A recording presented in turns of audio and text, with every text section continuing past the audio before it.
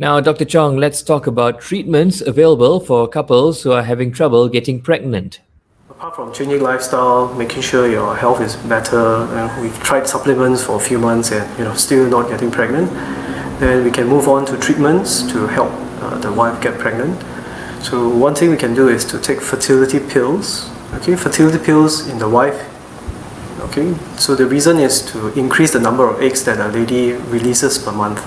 So in a natural cycle, every month there's only one egg. So when a lady takes two fertility pills, she releases maybe 2 or 3 eggs per month.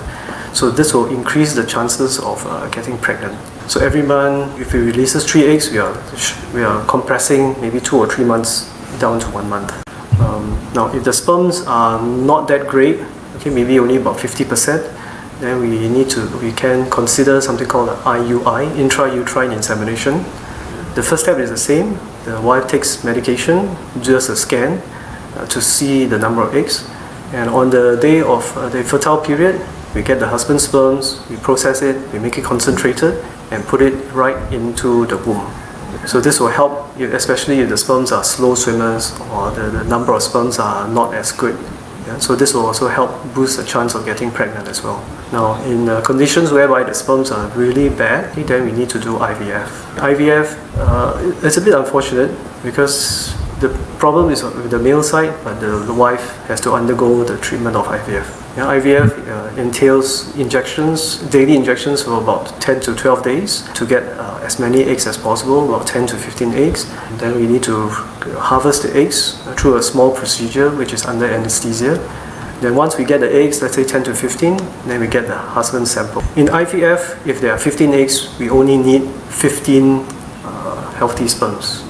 Whereas if you're talking about natural pregnancy, we need 10, 15 million sperms to get pregnant. So IVF is also another option for males who can't get pregnant. So the difference between IUI and IVF would be? So in IUI, it's not that invasive. Yeah, first of all, the lady just takes some medication, usually about 5 days.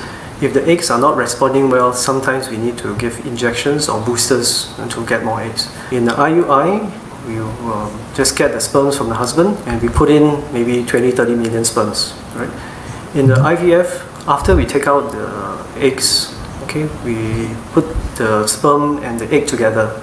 So we will observe the embryos growing outside the body for about 5 days. Okay, so for example, let's say we take out about 15 eggs, we get the sperms together, we observe them 5 days. On day 5, maybe half of them survive or grow well, and we will decide how many eggs to put back inside, how many embryos to put back inside. Okay, nowadays we put maybe 1, maximum 2 embryos.